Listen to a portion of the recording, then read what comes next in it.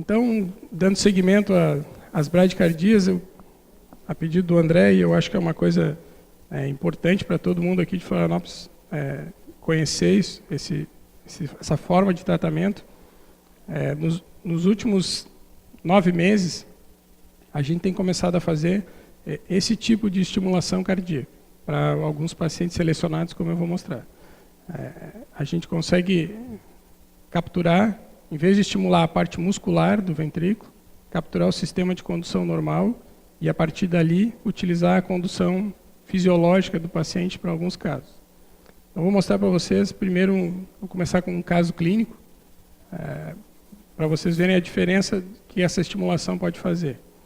Então, esse é um paciente nosso, de 84 anos, era um médico que foi professor lá em Santa Maria, onde eu fiz formação, que tinha 3 episódios de síncope, em 2013, 14 e 2016. Tinha sintomas de cansaço, já tinha 84 anos, mas tinha sintomas de cansaço aos esforços, classe 2, evoluindo nos últimos meses para a classe funcional 3.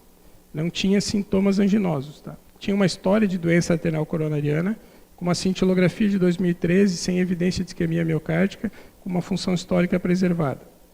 Era diabético há 6 anos, hipertenso, já tinha história de um flutter atrial, tinha feito uma ablação em 2010 com sucesso. Tá? E o ecocardiograma dele, agora recente de 2015, mostrava um ato esquerdo normal, um ventrículo de diâmetros e volumes normais, uma insuficiência mitral leve, fração de ejeção de 74% e uma hipocinesia média apical lateral. E ele trazia um Holter, com uma frequência média normal para baixa, uma quantidade de extrasístole supraventricular pequena, algumas taquicardias supraventriculares, extrasístoles ventriculares muito menos frequente, um BAV de primeiro grau fixo e algumas pausas secundárias ao bloqueio de segundo grau, tipo 1, sendo a maior delas de 3,2 segundos. Esse é o eletrocardiograma basal dele, vamos ver se a gente consegue ver, o eletro fica bem pequeno aqui, mas é um ritmo sinusal, QRSzinho estreito, extrasístole ventricular, e marcadamente um BAV de primeiro grau nesse eletrocardiograma. Então, preocupado tanto com os sintomas, mas principalmente com os episódios de síncope que ele teve, a gente indicou para ele um estudo eletrofisiológico que mostrou, na verdade, o que a gente já previa por aquele traçado eletrocardiográfico. A função do nosso sinusal é normal, um distúrbio da condução nodal, vejam aqui que tem um eletrocardiograma de superfície e um intracavitário mostrando que o intervalo H, que é esse feixe aqui, HV normal e um AH aumentado, ou seja, o distúrbio está no nó AV e não abaixo dele. Uma condução infrarriciana normal, como eu falei, e não tinha nenhuma arritmia ventricular induzida no estudo eletrofisiológico. Que a maioria, ou que todo mundo faria nesse caso. Um idoso com síncopes, uma DAC multiarterial, mas sem angina, sem isquemia miocárdica documentada, sem disfunção ventricular sistólica importante, uma possível síndrome braditáquica, ele já tinha um flutter que tinha feito ablação, e um distúrbio da condução AV comprovado em Holter e pelo estudo eletrofisiológico em nível nodal, porém sintomático. Tá? Acho que todo mundo colocaria um marcapasso nesse paciente.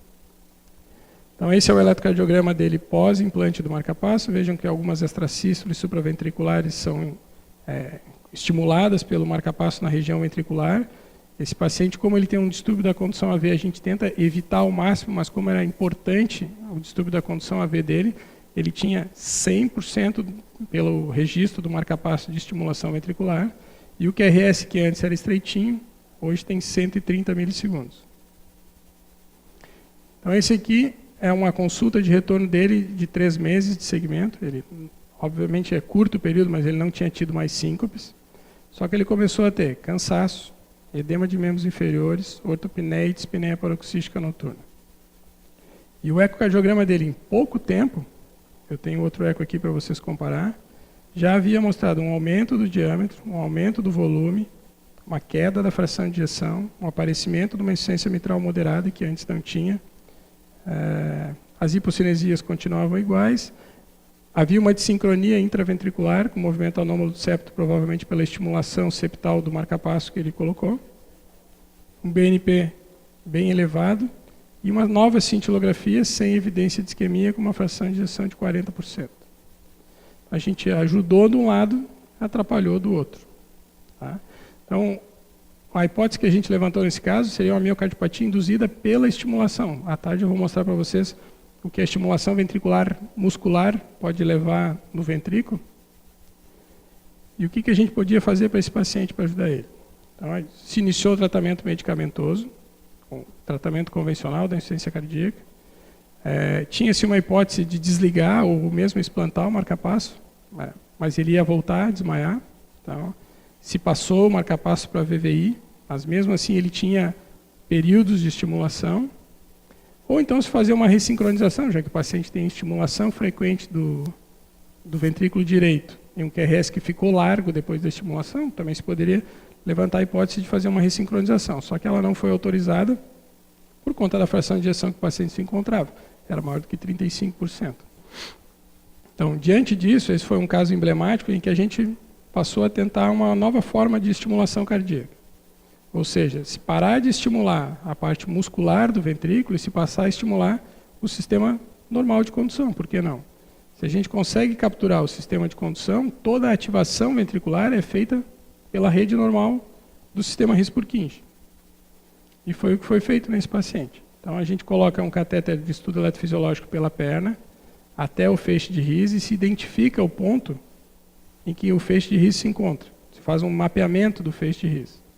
E da forma convencional, pela veia cava superior e entrando no ato direito, só que agora com uma bainha deflectível e um eletrodo um pouco diferente, mais maleável, se leva esse eletrodo até o local onde a gente mapeou que estava o feixe de His. Então a bainha ajuda bastante nesse tipo de procedimento. A gente faz se faz um eletrocardiograma intracavitário do eletrodo. Você pode ver aqui que esse é o eletrodo já chegando próximo à região de interesse. E esse é o eletrograma que a gente consegue do próprio eletrodo que vai ser do marcapasso dele. A gente consegue, inclusive, ter um eletrograma do RIS no eletrodo que vai ser implantado dele.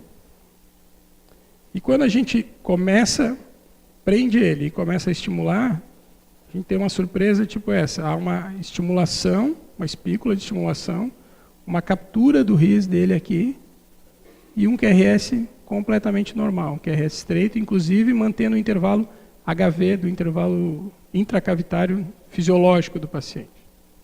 Aí a gente retira a bainha, fixa o eletrodo, se coloca um eletrodo atrial, na verdade tinha se explantado aquele eletrodo ventricular, e esse é o aspecto final da estimulação hissiana.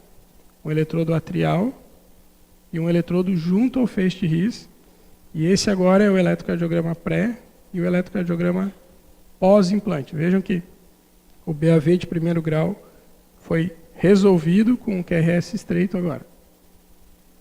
E esse paciente acompanha comigo e com o Fabrício, está praticamente assintomático tanto da síncope quanto da insuficiência cardíaca.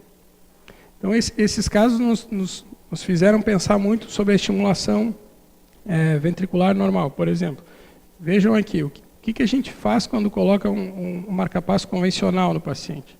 A gente troca toda essa rede de estimulação normal, fisiológica, que estimula o ventrículo direito, septo, parede lateral do ventrículo esquerdo simultâneo, por uma estimulação totalmente dissincrônica, com QRS bem alargado, só feita a partir de um ponto, e a sincronia da contração septal e da parede lateral, que antes era feita simultânea, as duas paredes contraindo, com o marcapasso convencional, ela se faz primeiro a região septal e depois a região lateral, levando a vários achados que evoluem para uma miocardiopatia induzida pelo marcapasso.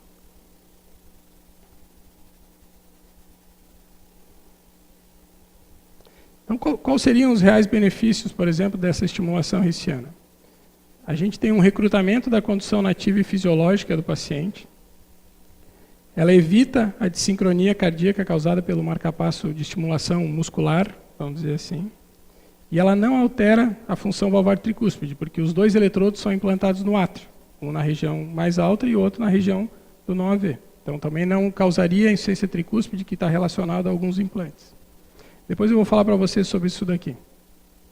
E na estimulação rissiana, só a critério para vocês se habituarem aos termos, a gente tem duas definições. Ou ela é uma estimulação rissiana seletiva, em que a gente consegue capturar exclusivamente o feixe de His, ou ela é não seletiva, onde, além da captura da estimulação do feixe de His, a gente estimula um pouquinho algumas fibras musculares que passam ali na região.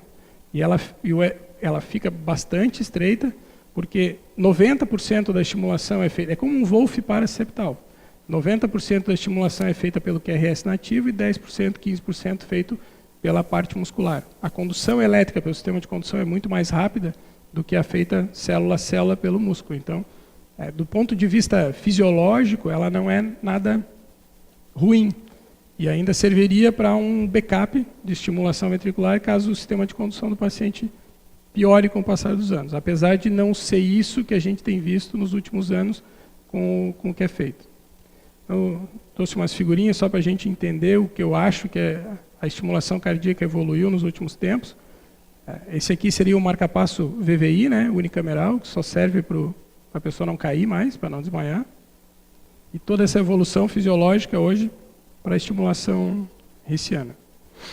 Vejam vocês aqui que é comprovado já que a estimulação ventricular ela causa tanto uma desincronia interventricular, vejam aqui um Doppler medido na artéria pulmonar e na aorta, que eles se encontram bem separados, já não é mais simultâneo a contração do VD e do VE, isso acontece tanto no bloqueio de ramo esquerdo quanto na estimulação pelo marcapasso muscular, tanto quanto uma desincronia intraventricular, com uma ativação da parede septal muito antes da parede lateral. E esse grau de desincronia ele é tão maior quanto é a disfunção ventricular que o paciente já tem. Quanto menor a fração de ejeção, ou pior a função ventricular do doente, maior é o grau de desincronia que esse tipo de estimulação muscular causa. Vejam aqui, esse é um trabalho da literatura de 2015. Vejam a diferença da onda de pulso por um catéter na artéria femoral quando se faz uma estimulação com bloqueio de ramo esquerdo e quando se faz a captura fisiológica do sistema de His. Tá? A onda de pulso sobe no primeiro batimento e se mantém quando se faz captura hissiana, e quando tu para de estimular o His e volta à condução pelo bloqueio do ramo esquerdo, a onda de pulso novamente cai. Isso são 3 batimentos, isso acontece todo dia na vida do paciente. Deixa eu ver se eu consigo. Aqui. Os dados de que a estimulação ventricular direita é deletéria para o paciente vem desde estudos antigos aqui, desde 2013 já se observava isso. Por exemplo, aqui se pegou pacientes com disfunção do nó sinusal, com ventrículo normal, e se seguiu por 6 anos, o que se viu? Que quanto maior era a porcentagem de estimulação, maior era a chance do paciente evoluir com insuficiência cardíaca e FA. Independente do modo. Claro que o modo programado em VVI, ele tem menos estimulação ventricular, na doença do nó sinusal, do que o modo de estimulação dupla câmara. E se lançou um número mágico, que acima de 40% de estimulação ventricular já seria um fator marcante para o desenvolvimento da insuficiência cardíaca.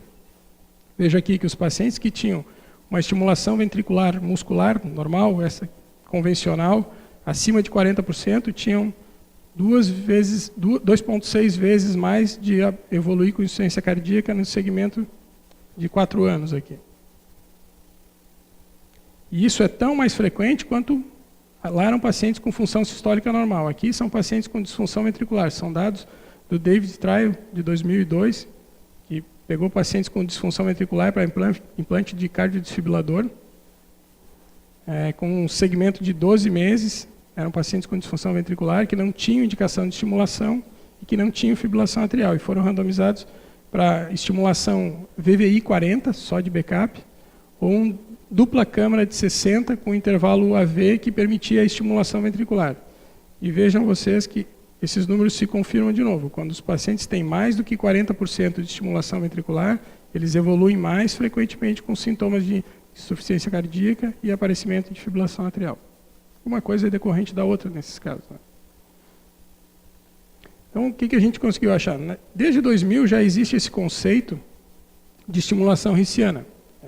Eu estava conversando com o André esse tema, a gente não entende por que a gente não fazia isso antes, porque esse trabalho já foi publicado no Circulation, onde se pegou 18 pacientes com fibrilação atrial de alta resposta e uma taquicardiomiopatia relacionada a essa fibrilação atrial, que foram submetidos ao implante do eletrodo rissiano, e naquela época se chegou a um sucesso de 12 dos 18, e depois, posteriormente, a um BAVT. Então o paciente ficava com estimulação rissiana, com QRS estreito, mas com a frequência controlada. E vejam os dados ecocardiográficos no segmento médio de 21 meses, em que tanto os volumes diminuíram, quanto a fração de ejeção melhorou. Essa é só uma figura de um raio-x de um paciente pré e pós-tratamento. Vou mostrar um outro caso que a gente tem aqui, que eu acho que quanto mais a gente mostrar os nossos... Quanto tempo eu tenho? 5. Quanto mais a gente mostrar os nossos casos, melhor para vocês verem. Esse é um paciente de 63 anos, que era bastante sintomático de insuficiência cardíaca, de cansaço aos esforços. Tá? Tinha um PR gigante, um QRS normal, e bastante extrasístole ventricular, monomórfica. Só achar o Holter. Então esse é o ecocardiograma dele, átrio esquerdo um pouquinho aumentado, o ventrículo um pouquinho aumentado também, fração de ejeção de 61%, os volumes um pouco maiores. A ressonância não mostrava isquemia, mostrava um diâmetro um pouco melhor, uma fração de ejeção normal. E esse é o Holter dele. Vejam vocês que ele tinha 32% de extrasístole ventricular, de suas mais variadas formas, e 16 pausas de 2,3 segundos. Esse é o traçado, as extrasístoles eram na maioria das vezes da mesma morfologia. Aqui já se via um BAV de primeiro grau, que é o que mostra no eletrocardiograma de superfície, e aqui é a densidade de extrasístoles grande. A primeira coisa que a gente propôs para esse paciente seria fazer a ablação das extrasístoles, para tentar reduzir aquele volume do VE que ele tinha e tentar melhorar os sintomas. Então foi o que foi feito. A gente fez a ablação das extrasístoles, mas o eletrocardiograma dele continuou, só que sem as extrasístoles, mas da forma da condução AV, praticamente inalterado. Se manteve um BAV de primeiro, o QRS dele era bem estreitinho, e ele se manteve muito sintomático. Então esse foi mais um caso em que a gente propôs a estimulação rissiana. E foi isso que foi feito, principalmente para se evitar a estimulação deletéria do muscular. Então esses são os traçados do caso dele, o BAV de primeiro aqui no eletro de superfície. Aqui é o eletrodo que vai no RIS, mostrando aonde está o feixe de RIS. Ele tinha um feixe de RIS fácil de documentar e uma extensão grande da região do nó. E aqui é o eletrograma do nosso eletrodo, que foi aquelas primeiras imagens que eu mostrei para vocês, mostrando o feixe de RIS, inclusive com uma corrente de lesão, mostrando que o eletrodo está bem impactado no feixe de RIS. E quando a gente estimula, o QRS sai bem estreitinho de novo. Então esse é o eletrocardiograma pré e esse é o eletrocardiograma pós. Vejam que o distúrbio da condução AV se desfez.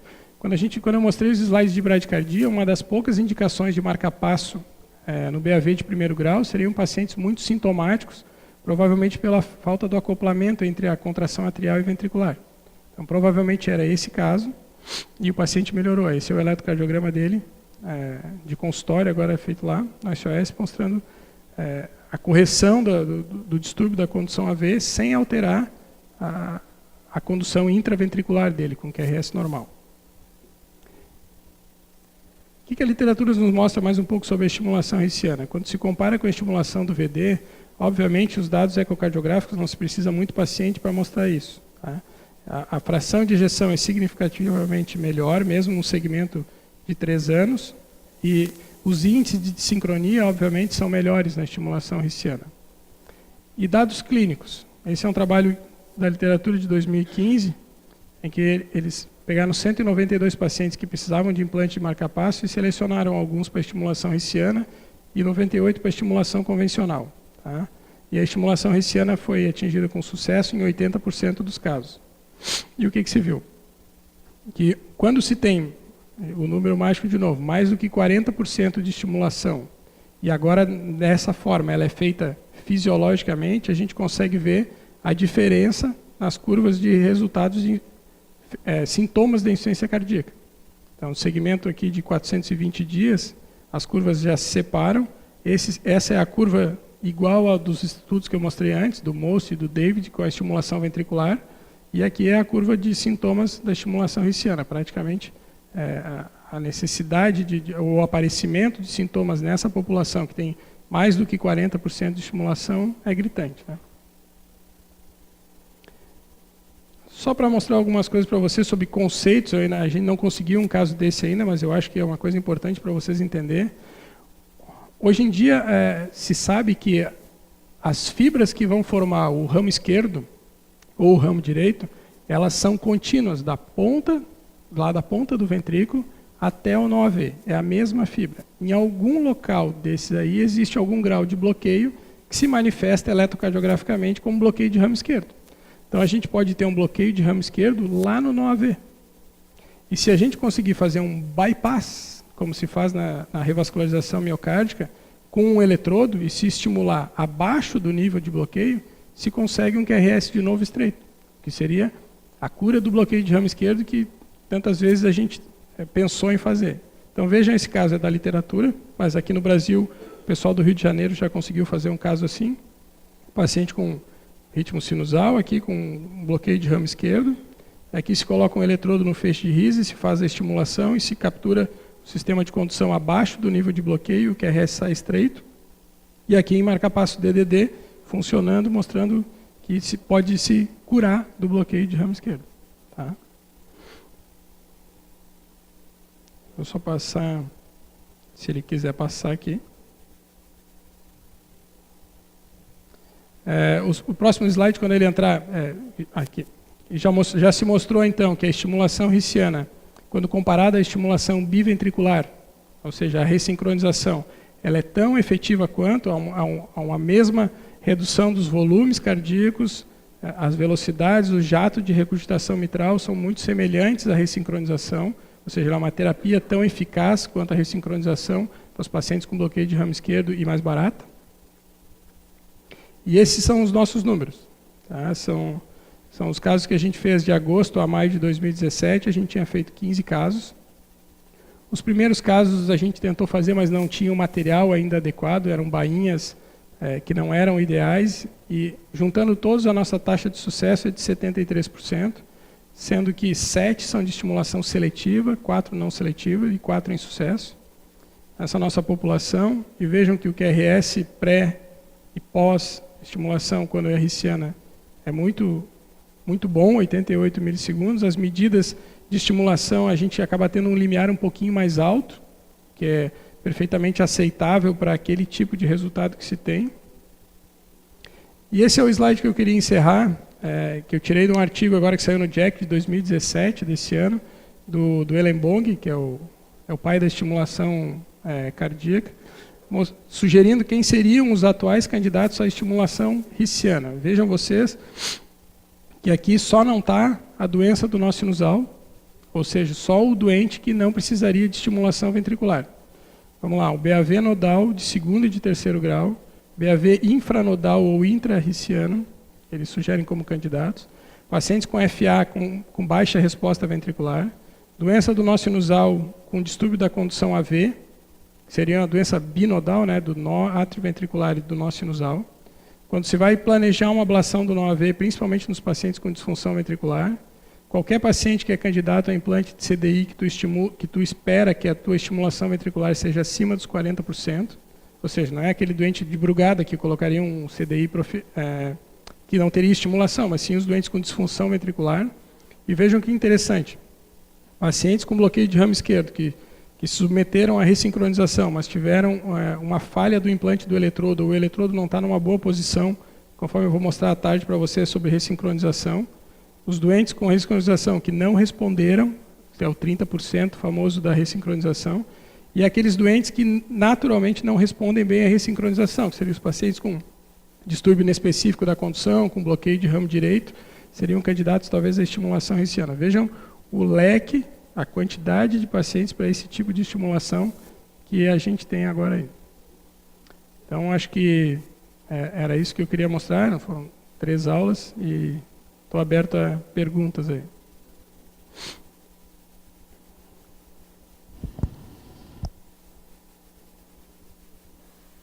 E aí, Miguel, gostou da estimulação esse ano? Boa tarde, Alexandre. Em relação aos cuidados ou complicações do implante do eletrodo esse ano, tem alguma diferença do que a gente já encontra com o implante do eletrodo no músculo cardíaco? O eletrodo é um eletrodo ativo? Se você tiver um problema, você consegue retirar isso aí depois, com facilidade? Como é que funciona? Então, a gente está aprendendo a lidar com esse material e com essa técnica. André, a gente é praticamente os pioneiros aqui no Brasil a fazer isso e realmente a gente acaba aprendendo com isso. O que nós tivemos de problema? Esse eletrodo, uma das coisas que a gente pensava no começo era a fixação do feixe de Ries, se ela era confiável ou não. E a gente viu o contrário, que o eletrodo ele fixa mais do que os outros, na verdade. É um eletrodo que chama Select Secure, seria um eletrodo que tem fixação boa. E teve 2 casos em que acabei parafusando, fixando, ele ficou muito atrial, porque é diferente da estimulação normal. Tu parafusa, tenta, tira, parafusa de novo, tira. 6, 7, 8 vezes de tentativa. E numa dessas, como num paciente eu acabei parafusando mais do que as 4 voltas que recomendava, e o limiar melhorou muito, eu acabei parafusando em alguns dando 6 voltas. E depois foi mais difícil de retirar. Então teve paciente que acabou ficando com 2 eletrodos. Como ele tinha estimulação atrial nesse primeiro eletrodo, eu coloquei outro no feixe de Ries. Então não há um problema quanto a isso. Complicações eu acho um pouco provável. A gente coloca esse eletrodo, esse catéter pela perna que vai no feixe de Ries, porque já é um doente que tem um distúrbio da condução AV. E tu vai ficar parafusando ali em cima. Então existe o risco desse distúrbio da condução piorar durante o implante. Então primeiro a gente colocava aquele eletrodo pela perna para estimular no caso de um BAV avançado. E agora o que eu faço? Eu coloco o eletrodo que iria para o átrio, primeiro no ventrículo, fixo lá com um backup de segurança, coloco o eletrodo no feixe de Ries, quando dá certo, eu retiro o ventricular e coloco no átrio. Então, mas não, acho que aquele doente com QRS estreito que tinha um BAV de primeiro, durante o implante acabou evoluindo com BAVT, mas com QRS estreito e depois a estimulação foi com sucesso. São doentes que a gente já iria implantar um marca-passo convencional. Então, no caso de não conseguir, que é 20%, a gente já fica com o eletrodo ventricular normal. Tá? A gente teve um caso não dá para dizer o nome do cara, que apareceu com um tamponamento 3 meses depois do implante. Então, o Sérgio drenou, tirou um líquido cero hemático e nunca mais se refez. Se foi do implante ou não foi, 3 meses depois. Teoricamente, ali é uma estrutura em que tu tens a raiz da aorta em cima e é uma estrutura cercada por tecido muscular. É difícil que se consiga sair para o epicárdico com esse eletrodo. Então, acho que não foi relacionado ao procedimento. A revisão, o acompanhamento, ele é um pouco diferente do convencional. Tá? Tens que testar sempre a estimulação, se tens captura do RIS, se tu tem captura não seletiva, porque conforme tu vai mexendo na energia, tu consegue com mais energia, às vezes, capturar o RIS e não capturar o ventrículo, e às vezes ao contrário, depende do local que tu conseguiu parafusar. Mas em números de complicações, eu não vejo nesses 15 casos nenhuma assim que tenha sido relacionada ao procedimento e que tenha colocado o paciente em risco, tendo em conta a partir do resultado que se tem. Eu não acho que tenha complicações. Não é um procedimento não é um procedimento complicado, ele é difícil, mas não é complicado.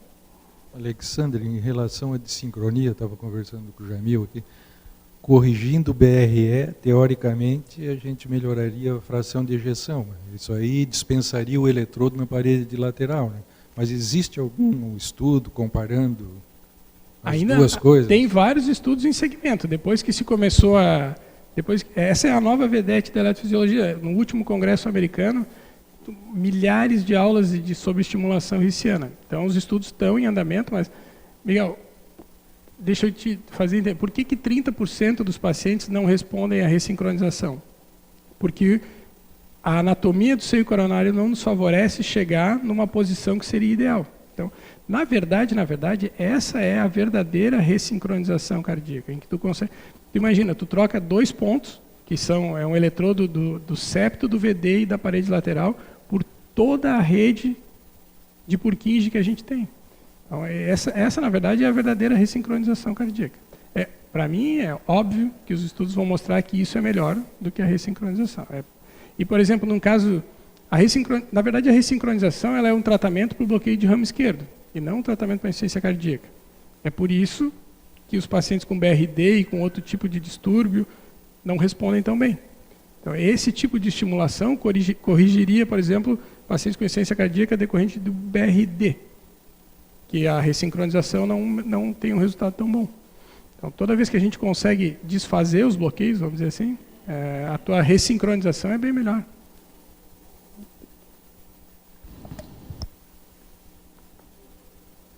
O André queria dar uns recados. Alô? Então, eu acho que a gente vai ter que encerrar, né, Alexandre, a sessão agora da manhã. Miguel, esse modo de estimulação, quando factível, e é factível na maioria dos casos, ela substitui o ressincronizador. Por isso até que existe um projeto de se explorar esse conceito lá no hospital regional. Imagina o que isso tem de implicação em relação a custo, essas coisas todas. Não há outra maneira mais fisiológica do que corrigir o bloqueio de ramo esquerdo do que essa. É que os equipamentos até hoje, eles são possíveis, mas não são, tu não consegue sucesso em 100% dos casos. Mas no que consegue, os trabalhos já randomizados e tudo, como o Alexander falou, mostram que eles são iguais e eventualmente melhores quando o doente não responde à ressincronização. Então, a gente acredita que esse seja o futuro da estimulação cardíaca. E como o Alexander falou, nós fomos o primeiro grupo no Brasil a começar a fazer isso e hoje já conversamos com um monte de gente, amigos aí pelo Brasil afora, e a gente está coordenando então o registro brasileiro de estimulação esse ano, que é para rapidamente tentar adquirir mais experiências sobre como fazer esse troço. Mas eu acho que esse é o futuro da estimulação na eletrofisiologia. Bom, queria agradecer então a presença de vocês hoje de manhã, lembrando que aqui tem no restaurante do hotel, tem o shopping, tem um monte de lugar, a gente tem 1 hora e tanto, né, para almoçar. Se for possível, por favor, a gente gostaria de manter a agenda. A gente quer começar de novo às 1h30 da tarde. Quem comparecer à tarde vai ter um sorteio de um Opala no final do evento. E só também para lembrar que o certificado já está disponível no site. Quem quiser emitir o certificado, só depois da sessão da tarde, entra no site simposioarritmia.com.br e tem uma chamada para emissão do certificado logo após a resposta das avaliações desse simpósio. Muito obrigado, vejo vocês às 1h30. Até já. Quem for almoçar no shopping, bota uma venda para não ver o dia que está aí fora, senão não volta de tarde. Tem que ir vendado ali.